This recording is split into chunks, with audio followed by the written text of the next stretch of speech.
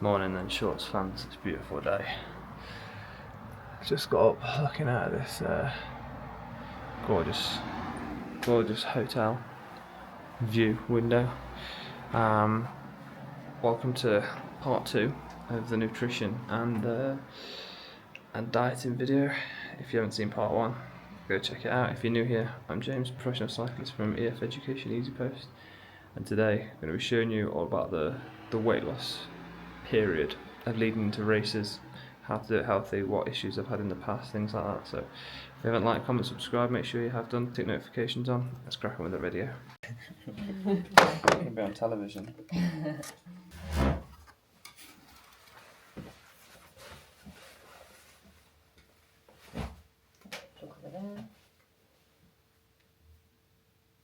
Relax it.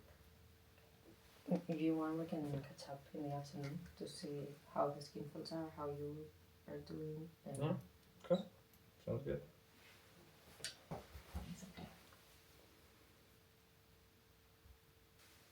Not that soft. That's good, very good. Yeah. We're at 44 and now at 40. Nice. Lovely. Do you feel strong energy? Yeah. Okay. I feel good. And you've already been training at altitude, so nothing bad this week, huh? Yeah, this is with day 10. No. So Yeah. already acclimatized. I feel like the first part of the season was just so busy and so chaotic that I was just struggling, and I found out what races I'm going to do for the next part of the year, and it's going to be the same. It's going to be super busy, but I feel like I'm on top of everything now, where I feel like going into this year everything was just on top of me and I just wasn't. Yeah, there were a lot of things and a lot of last minute changes. Yeah. So then folks, just had my massage and got my meeting with my nutritionist now about nutrition, unsurprisingly. So what she says, did my skin folds this morning, so I guess I had a bit of analysis on that and go from there really. So my weight loss journey's been pretty good, into the 63s again now. Power's still there, muscle mass is still there.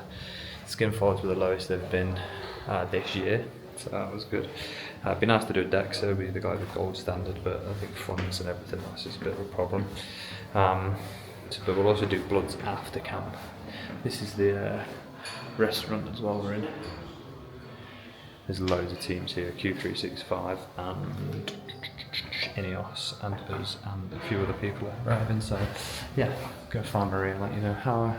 Okay, so now that we have a plan for the coming weeks, let me check also the skin for tooth here. I've requested my data from Will. Oh, okay. He's going to send it me, he's got it. That's good. Yeah. That's great. So, I think we're in a super good place, honestly. Yeah, no. I was also checking like where in the team we want to be around skin folds. Yeah. And depending on the type of rider mostly, and this is super good. Like the minimum we should agree on would be like 30-10 or something like that. So I think right here it's super good. Yeah. And I feel it's super good that we are almost like in January, but your weight is lower. Yeah. So, yeah, it might come from a little bit of muscle, but also skin folds are super good. Yeah. And looking at your hormones also, it is true that they are super good and they are rising, but it's not a super high number. So my approach would be to try to maintain here and see how we are. I mean, because I was thinking like, of course we can try to go lower, of course it can be something that we try, but I don't feel comfortable telling you yes if the data is telling me that we need to be not careful but a little bit conservative. Yeah, because I had some really low weigh-ins the other morning, I was like 63 or something the other morning, I think. It is true that the altitude it varies a lot, but I think we're in a super good place, and I wouldn't try to push too hard because then it's like too late and then you have to. So I think right now it's good, your eating habits are good, your hunger is good throughout the day, so I would just try to maintain here and build up already for the races that are coming. Yeah. in the summer. Yeah. Okay. Yeah. Okay. Yeah. Perfect. I think it'd be good. I think I've never eaten so much on the bike. Like now. Yeah, done this way around. Like I think, like even today, I think I was nearly 100 grams an hour. Like before, I'd never push that hard. I'd always maybe, if I was just going to do like 4 hour endurance with some efforts in the past, maybe I'd just do 60. So I've certainly eaten a lot more on the bike. And How do you feel that it's impacting? Like, do you see any change? Do you like? Yeah, I feel a lot better. I feel a lot better later into the training. I think. I also feel maybe I'm not as hungry in the day. Yeah, that I just consume so much on the bike. But then, like, I feel a lot of it. Maybe some of it's like a lot of the time I just eat at the minute as well. It's hot and I'm doing maybe like intense training here at Alts. I'm not really eating much in the way of like solid food. It's all sugars and stuff. Yeah.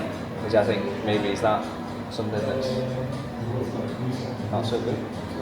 Because I'm just like today I just had chewing gels. Okay. I didn't have any solid food and maybe even on like a long ride at the minute as well, like I'm just going full gas on my drinks and I mean, in my opinion, it's most of it's your choice. Like, if you prefer to do more like take 2 bananas from the start, take more like rice cakes or these kind of things, it's also good. I think it's also good for your like mind to get this variety. But it's true that as the more intense it gets, it's complicated to eat more solid foods. But we could try to find a balance between having enough fueling, but at the same time varying so that it is the same always. Is there any advantage to eating more solid food whilst certainly in training, maybe on longer days there's maybe got slightly more protein? Because like, you know, like if you say you have your protein at breakfast and say you do a 6-hour day, you also maybe lose 45 minutes of fanning around and then you have a shower. Is it better to maybe try and have a 15 gram of protein somewhere in the middle to try and to break up that long gap, or is that long gap not such It a problem? depends, because every body is different, so we should see how your body reacts to it, because you can be like easily digest a little bit of protein, or you can have just a banana in the middle of training and feel super bad. So you have to see where you are. It is true that what I would suggest, if possible, is what we always say, that when you just get back from training, take the recovery, then you go to shower, cook and whatever, and then you have your meal. Because this way you get like this immediate recovery, so that do you remember like the curve of glucose, how it's really synthesized, so that if you eat right immediately after the training, it's already starting to recover. I don't think it's necessary to put some protein in it. It's true that on easy trainings you could maybe use more like fast bars that have a little bit more of fats and protein to try to, if you think this is important for you. But it wouldn't be like 100% necessary to do that.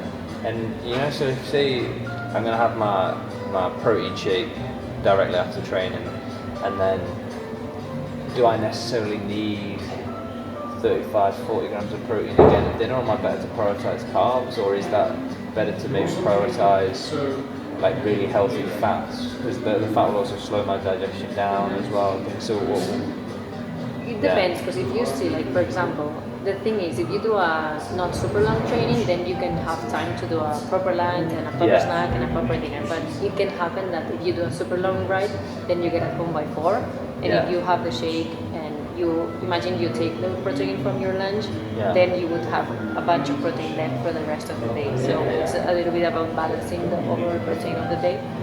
And around prioritizing fats or protein, I think it's important to have them both. And it is true that sometimes protein itself, like chicken or whatever, can be a little bit lower in the lunch, because when you have a batch of rice or a batch of pasta, it also has some protein.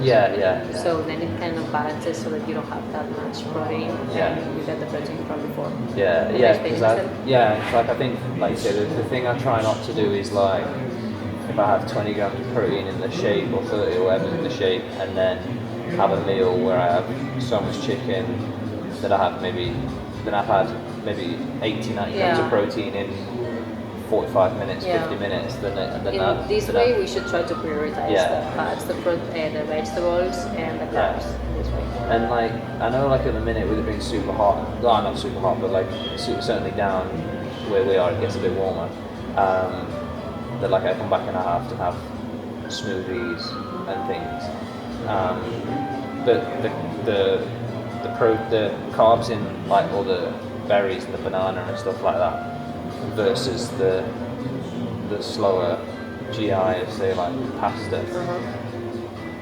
Is it then maybe better to have a smaller smoothie and then eat again 2 hours later with a snack of more, or does as long as the carbs are carbs, it doesn't matter? It depends on the goal, on if we want to if you have done like a super big exercise and got a super big energy expenditure and we want to refill it as fast as possible. If you have a super big energy expenditure, it's hard to get, with the heat especially, a lot of carbs with a plate of pasta because you get full super fast. Oh, I don't have that problem. No, never. No, not even with really hot weather. I've never experienced lots of appetite. No, not even with altitude. I think even if it's cold, then I'd say my appetite's more in the cold weather. Like if I do a 5-hour ride and it's cold and I get wet, then I can come back and I think I can eat 25% more. Yeah. I'm like, I'll go again. Okay, then I can have two meals. No, it is true that to make sure that we were talking throughout the season that if we just keep having liquids throughout the day, like imagine you prioritize all day just fruit smoothies or whatever, it's possible that on one side you're tell me how the taste buds. Taste buds. They get disconnected and a little bit like too sugary, so then when you have the vegetables, you don't like them or it's weird. And at the same time, it can create these glucose peaks that it's not like we should avoid them, but it might create that after 1 hour you're hungry again. And depending on the goal, if we want to build muscle and we're training super hard, it can be helpful to be able to eat big amounts, but at the same time, if we'll try to maintain, it can not help us because it's going to be the other way around. Yeah. And at the minute, like we're saying, with it being hot, how, in terms of prioritizing refueling or hydration, like, is it which one should I prioritize? If I have to prioritize one. Do you know what I mean? Like what? Tell me. Because if I'm dehydrated, and like we always say with the carb mix, you need to take more water. If I'm gonna have 120 grams of carbs when I walk through the door, if I'm dehydrated and I have 120 grams of carbs in pasta, can my gut absorb it, or do I need to hydrate before I eat, or hydrate while I eat? It's complicated. There's not like one more important than the other one. Because at the minute, like if I train on my own, I don't have a car. I stop as much as I can to fill up, and I'll always, in a 4-hour ride, I'll definitely always have like at least a mix an hour. Like that's like minimum. But that's very good because then you're getting both the hydration, both the carbs. So it's the best mix you can have. Yeah. But like, can if I'm dehydrated, can I absorb the carbs from my lunch? It depends on your grade of dehydration, but you shouldn't be that dehydrated not to be able to absorb that. So if we check because I know like we did the sweat. Yes, exactly.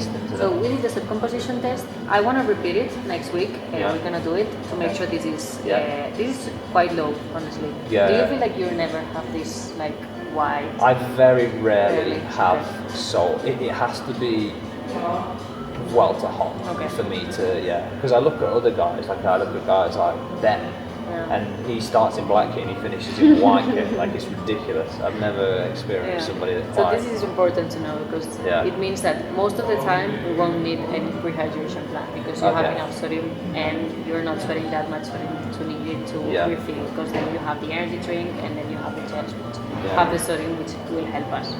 And then one thing that we could do to even personalize it even more is calculate how much you're having at races, meaning you prioritize more gels or you prioritize more chews, and see if that's the optimal thing to do in terms of sodium balance. Because maybe sometimes it happens that you're having a bunch of gels and those have a lot of sodium, but you don't need that much sodium, so let's try to find the balance there.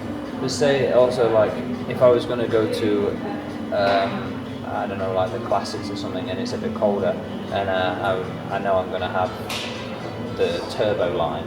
The turbo line's a lot less sodium. Okay, so how would I compensate? Because my understanding is you don't want to mix the energy and the turbo line necessarily. You could either have to do full turbo or full energy. You can. No? At the beginning of the year, we were like try to go or turbo, like full turbo or energy, but we got to a point where it was like we can try to have like start bottles of 280 and then switch to with 30, and then we have more sodium and we make sure that we are hydrating well. So that would be another option. And then like the solid foods, like the fast bar things, this has little to no electrolytes. We have like the template of the sodium. Ideally you want to take the gels or the chews. It depends. Like if you feel like having a fast bar, for example, in the race gives you energy and it's also I just mean from like also with the hydration. Hydration. Then that is more optimum to have. Around hydration, it doesn't really matter. I mean, it's true that the gels have a little bit more water, but it's not that. We want to check exactly on each race of whenever how much sodium you're actually having. So we record with the hexes information or whatever everything that we're having, and we put it here, and we know exactly how much sodium, carbs, and everything each of the dairy products they have, and then we have the sodium per hour that you're checking, and we should check if this number of each stage or mostly is accurate to what you're sweating. We shouldn't look for like a balance 0 to 0, like just completely fully what you're having. But it's a good of trying to go one step further. And does the morning urine sample play a factor in that? The urine sample helps to know if you are like a little bit of if you have a certain grade of dehydration or not, and then we can like try to correct it before the stage so that you don't start the stage dehydrated. Cool. And what I was gonna say is we have this, which is the composition test to the pre-hydration plan, and then we have the set volume. I want to show you this curve when we have more values. That's right, Because it's more interesting when you have like a curve with the different temperatures and more the data. But so far, it looks like you're not super big sweater either, like in terms of volume. This shows that we should be drinking more or less 2 bottles per hour, which is reachable. So this was the one I did the other day on training. This top one's what I did today. Exactly. Okay, sorry. I was getting confused a little bit on. And then we did one in April. It was yes. Okay. So this is right now your sweat rate, and consequently what we should be drinking. It is true that I would like to go a little bit higher on the temperatures to see if it rises or if you're stick here. Because it depends on the rider. No, I think. And this helps us a lot to say, okay, if we have a race around 20 degrees, more or less, we should be drinking this. Or if we see that with higher temperatures you sweat more, we should try to aim for more bottles per hour. It is true that there's a point in the bottles per hour that it's just not reachable. You cannot drink 4 bottles an hour. Like the Vuelta last year. Exactly. But we should aim to be as close as possible. Yeah, so say then in like those super hot days where we're like, okay, it's impossible to consume. I know that afterwards I'm going to prioritize hydration straight away, and we have the pineapple with the electrolyte, blah blah blah. Then it's also not a bad idea to have a hydro tab in the morning. No, It's before the stage too. So it's different because the hydro tab, it's also about the sodium. So we should check exactly how much sodium you're having in the race and see, okay, we just need to have plain water before the stage, or we need to add some hydro tabs. And then with like if you're sweating it out, it's not necessarily a problem. But like, what about like sodium retention and water retention in terms of like fluctuating body weight? How does that like affect it? Or is that nothing to really worry about in terms of like more hydration is best? It would depend in terms of if imagine it's actually true that you're not sweating big amounts of sodium, so you shouldn't aim to have like super big amounts of sodium during the day, because that would mean some kind of water retention, of course.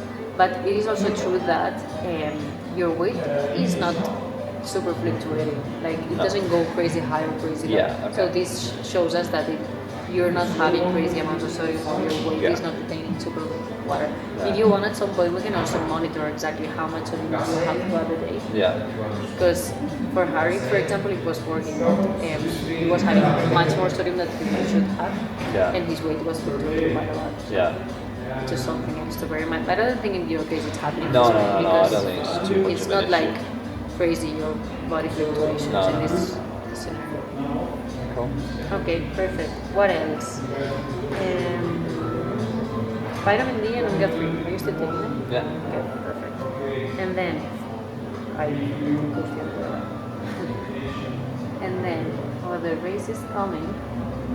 We have San Sebastian, we have Vuelta a Burgos, and then the Vuelta. You're gonna be in Andorra in between? I think, I'll go back to Andorra this week, and then I'll probably go straight to San Sebastian, but then come back for 10 days maybe between Burgos and 1, 7, 6.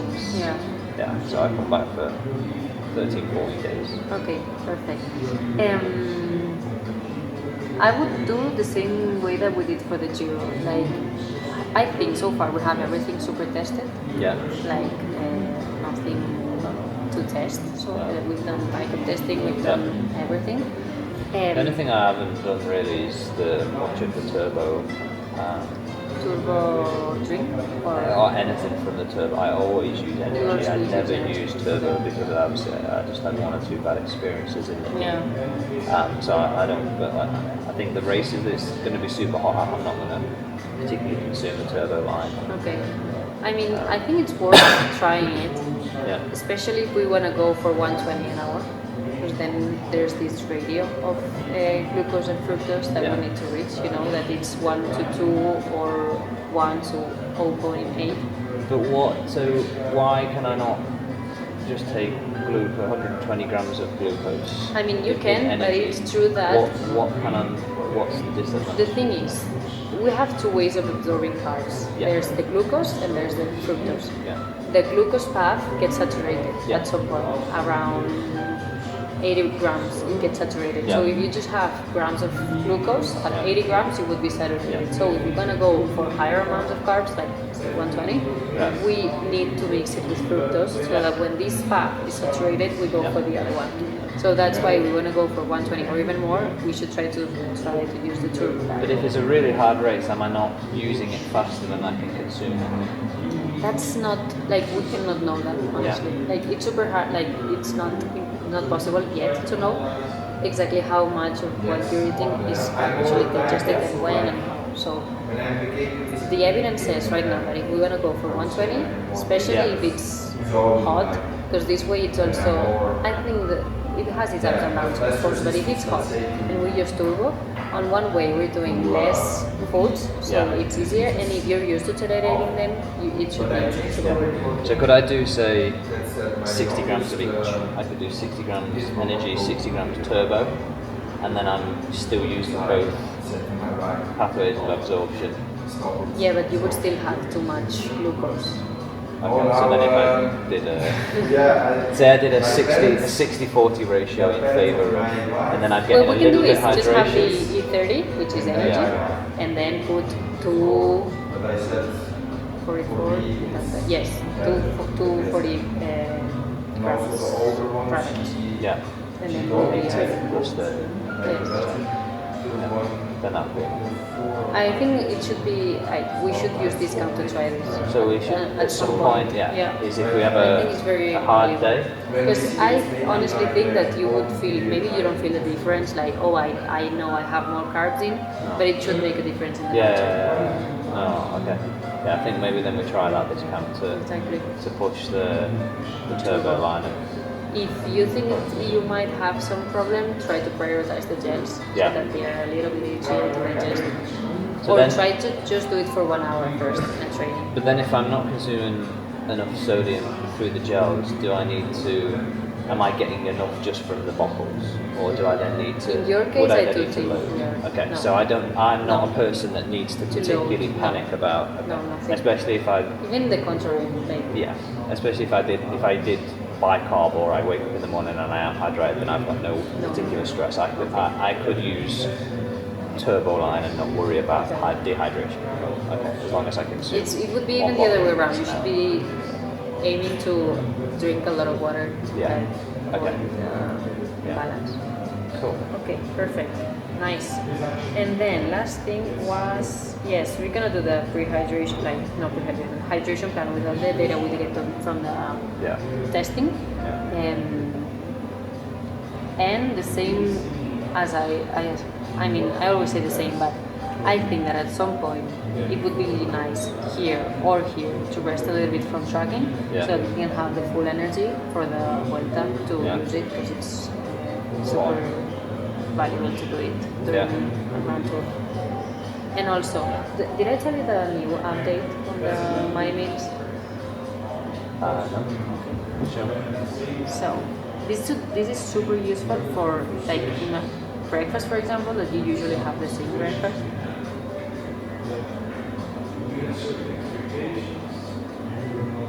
Okay, so imagine, but lunch not imagine, I'm in a breakfast and I say I always have juice, berries, an omelette, and I don't know, 100 grams of porridge.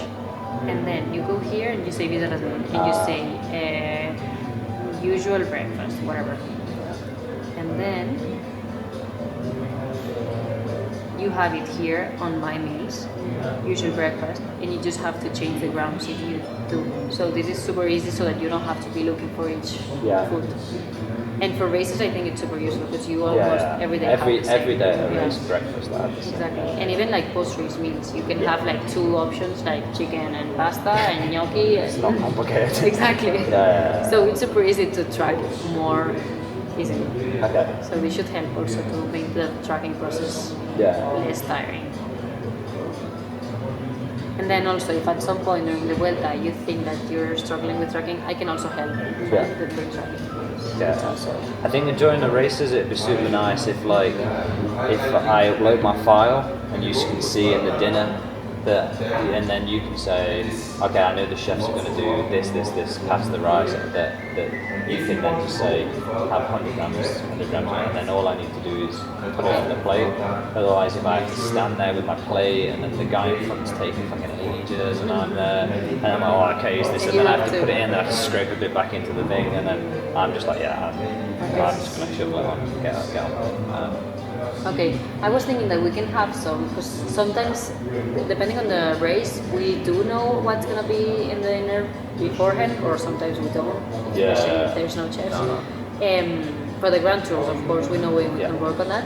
But one thing that I was thinking is we can also have like some kind of templates, like so that you know already, like if it's a super hard day and I know it's going to be pasta and chicken and veggies, what amount of foods I should be having. And then for like big races, we can do this. I certainly I've been racing long enough now to be able to estimate. Sure. And I can weigh by eye roughly what 30 grams of protein in chicken is, and then I can say, okay, it was a hard day today, I need more carbs, and I can always feel a little bit as well, Sure.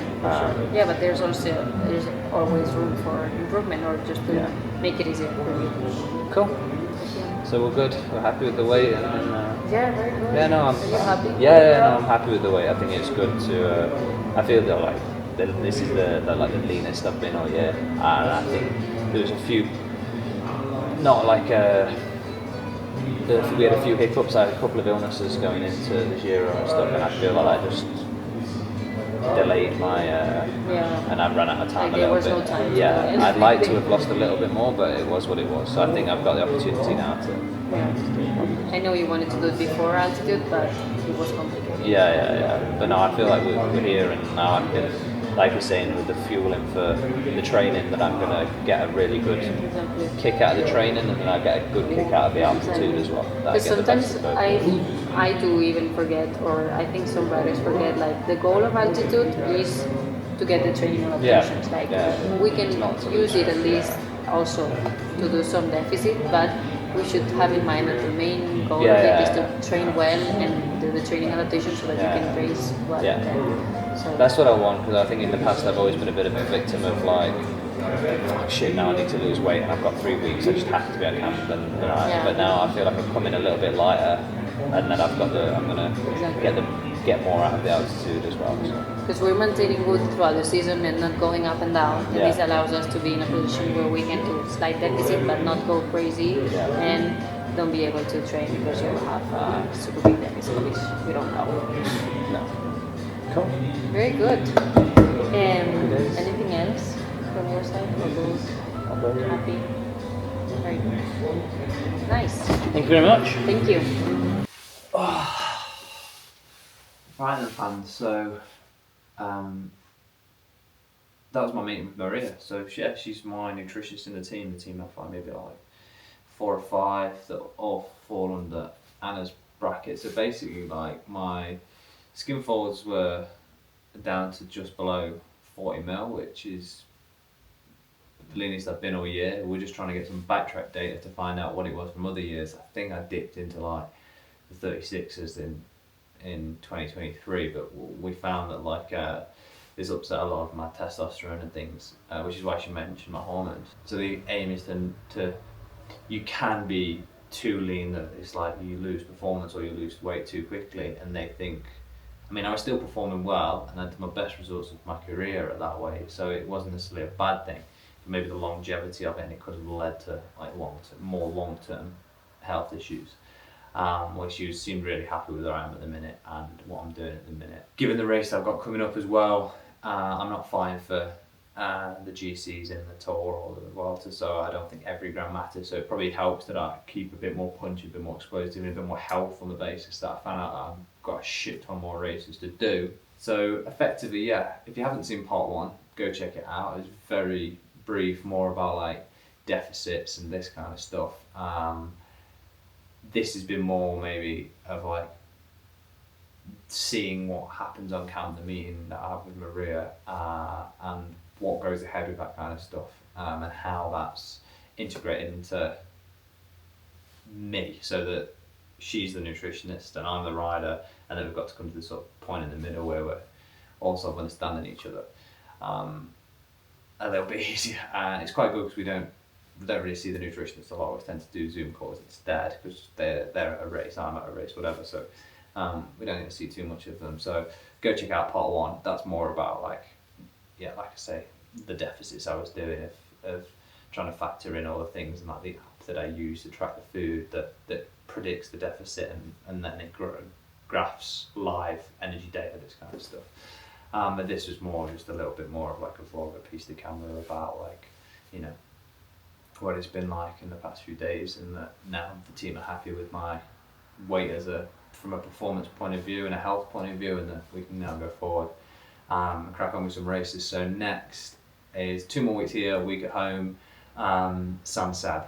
So San Sab's going to be a great race. What to expect from San Sab?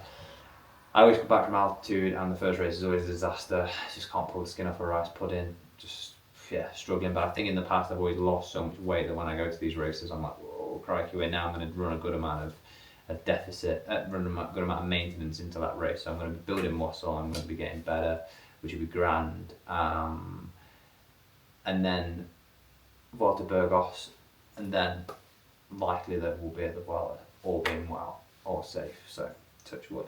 If you've not liked, comment, subscribed already, please do that. Go hit that subscribe button. We've got a load of you that are watching this that aren't subscribers, and I know because YouTube Studio tells me that you're not subscribed.